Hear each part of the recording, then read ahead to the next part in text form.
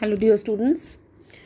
So this is my 28th video and today I will discuss with the model questions of your coming examinations.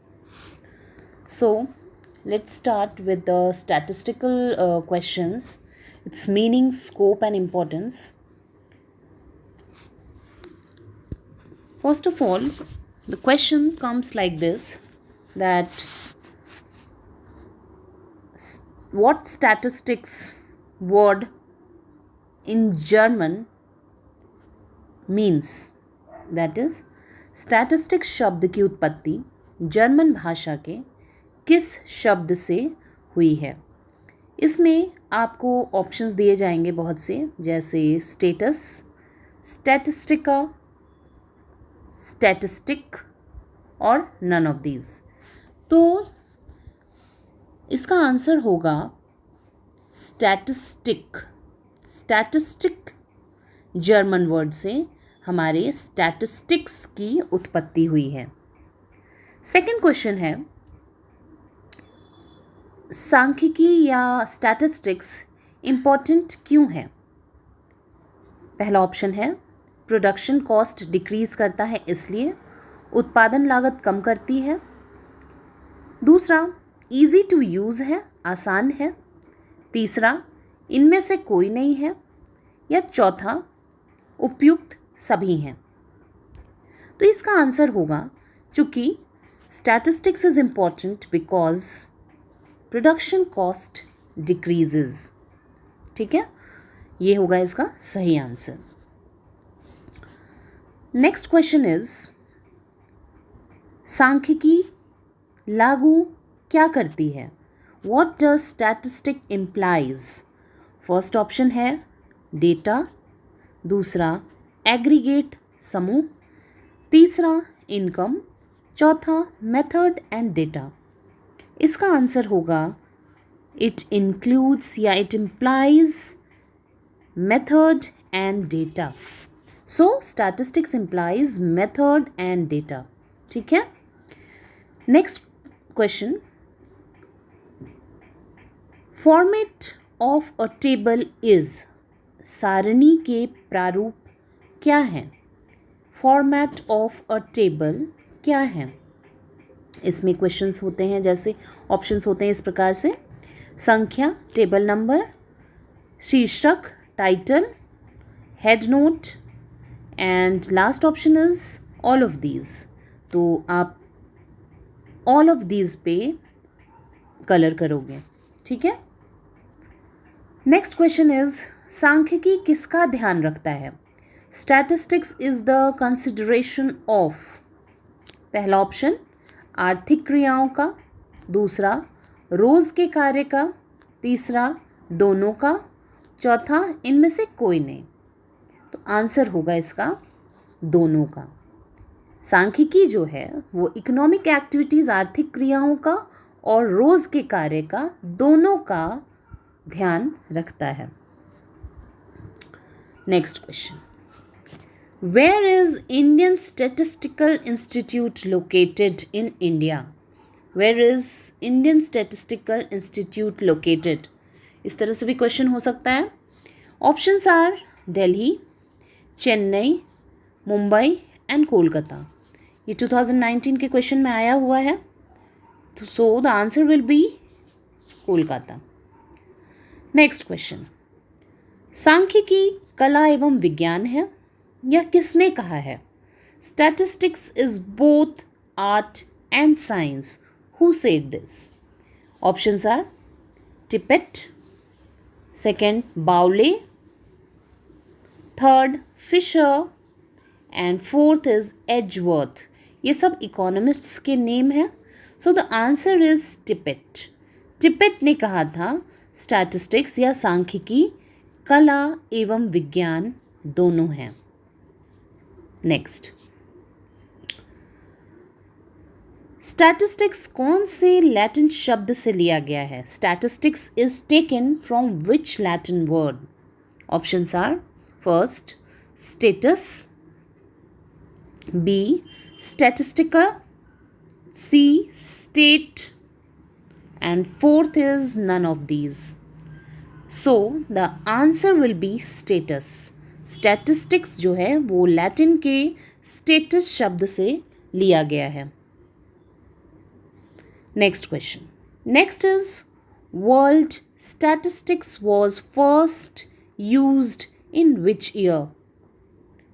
So the options are 1749, 1849, 1649 and none of these. So the answer of this question will be 1749. It was first used in 1749. Okay. Next. Statistics mean. सांख्यिकी से आशय क्या है? First, only data. B, only statistical method. C, both above. And D, none of the above. The answer will be both of these. So statistics means data as well as the statistical method. Next question.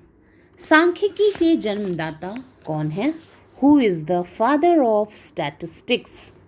इसमें बहुत सारे options रहेंगे, बस इसमें याद करने वाला जो नेम है वो है Gottfried Achenwell. Okay, Gottfried Achenwell is known as the father of statistics. ये याद रखना है बस. कुछ भी नाम आए आपको सिर्फ Gottfried Achenwell पे टिक करना है या कलर करना है. ठीक है. नेक्स्ट.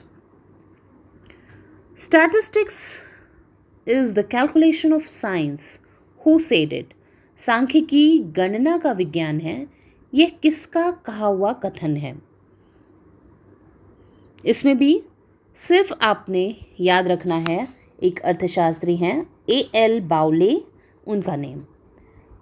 सांख्यिकी गणना का विज्ञान है, यह कथन है A.L. बाउले का. ओके. नेक्स्ट. Statistics is. सांख्यिकी केवल कला है, केवल विज्ञान है, विज्ञान एवं कला दोनों है, न विज्ञान है न ही कला है. आंसर विल बी यह साइंस भी है और आर्ट भी है, विज्ञान भी है और कला भी है. ठीक है. Statistics is used by. सांख्यिकी का प्रयोग किया जाता है व्यवसायियों द्वारा, वैज्ञानिकों द्वारा, अर्थशास्त्रियों द्वारा and by all of them. So the answer will be by all of them. Businessman भी यूज़ करते हैं, साइंटिस्ट्स भी करते हैं और अर्थशास्त्री लोग भी इसकी यूज़ करते हैं. नेक्स्ट. सांख्यिकी का कार्य. Function of statistics are.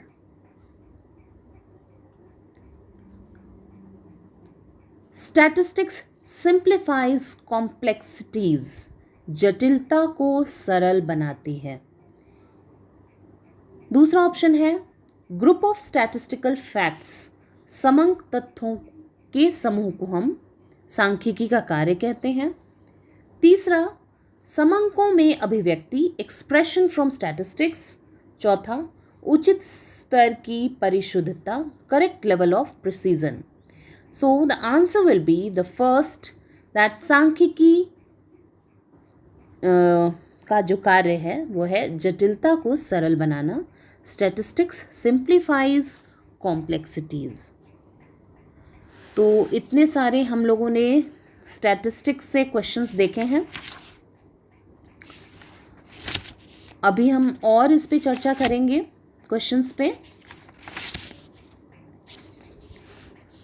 अभी हम लोगों ने बहुत सारे सेंट्रल टेंडेंसी, अरिथमेटिक मीन के क्वेश्चंस को सॉल्व किया है. इसमें मैं आप लोगों को कुछ क्वेश्चंस इस प्रकार से देना चाहती हूँ, इसको आप प्रैक्टिस करिएगा. जैसे क्वेश्चन दिया है कैलकुलेट मीन और 2 कॉलम बना के दिया है मार्क्स और number of students. Marks given is 0 to 10, 10 to 20 and 20 to 30, and number of students is given 2, 3 and 5.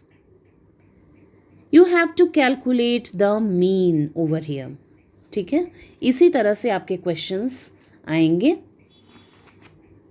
इस जो मैंने स्टैटिस्टिकल पोर्शन कवर अप करवाया है मीन मीडियन मोड का, इसी तरह से आपसे क्वेश्चंस पूछेगा. नेक्स्ट इज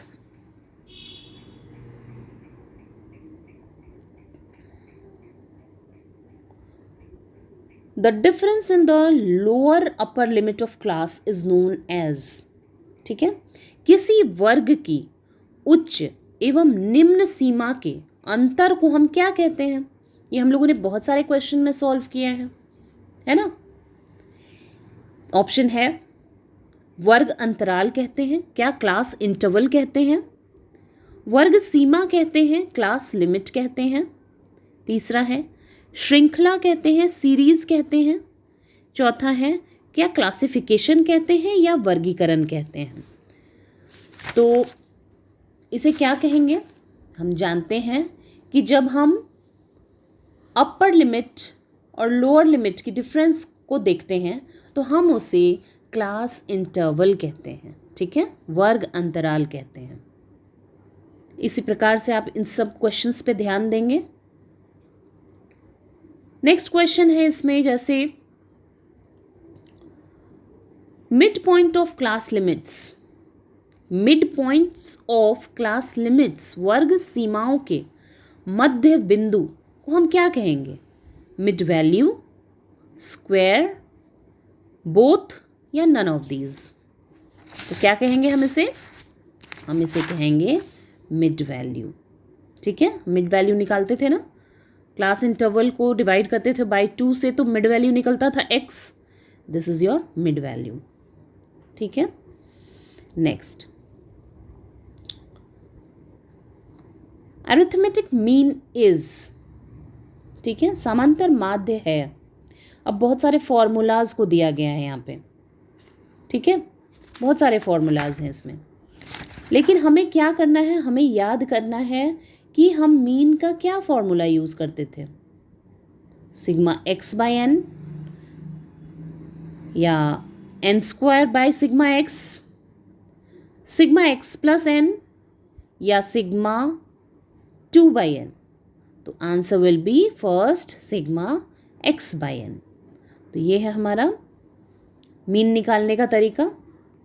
अब इसमें क्वेश्चंस इस प्रकार भी पूछते हैं कि जैसे एक अच्छे औसत के गुण होते हैं. Essential quality of a good average is clear and stable, simplicity, absolute number and all of the above.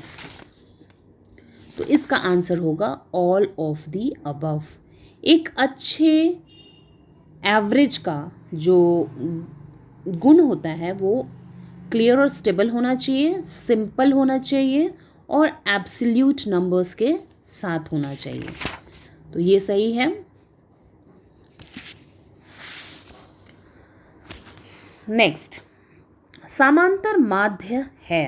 Arithmetic mean is स्थिति का माध्य, एवरेज ऑफ पोजीशन, स्थान संबंधी माप, मेजर ऑफ लोकेशन, सी घनत्व का माप, measure of density, and D इनमें से कोई नहीं, none of these. Answer will be it's a measure of location. ठीक है, so arithmetic mean is the measure of location. इसे याद रखना है. Next question, which of the following can't be determined by graphic method. निम्न में से किसका निर्धारण रेखा चित्र द्वारा नहीं किया जा सकता है? पहला माध्य, दूसरा माध्यिका, तीसरा बहुलक मोड या इनमें से कोई नहीं. सो the answer will be mean. Mean को हम किसी ग्राफ के द्वारा एक्सप्लेन नहीं कर सकते हैं. ठीक है, क्योंकि मीन क्या था? मीन मेजर ऑफ लोकेशन है. ठीक है, इसीलिए. नेक्स्ट क्वेश्चन, कौन सा माध्य चरम मूल्यों से प्रभावित होता है? Which average is most affected by extreme observations?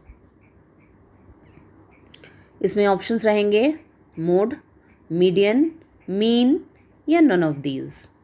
So the answer will be mean. So mean is most affected by extreme observations. ठीक है, मीन जो है वो एक्सट्रीम ऑब्जर्वेशन से इफेक्ट होता है. नेक्स्ट 1, 3, 5, 7, 9 दिया हुआ है नंबर्स. यहाँ आपको कैलकुलेट करना है arithmetic mean. Answers are 4, 5, 6 and 7. तो जब तक आपको मीन निकालना नहीं आएगा तब तक आप इस क्वेश्चन को सॉल्व नहीं करते हैं. तो मीन का क्या फॉर्मूला था? X bar equals sigma x by n. ठीक है, सिंपल जो हम लोगों ने पढ़ा था, सिंपल मीन निकालने का तरीका.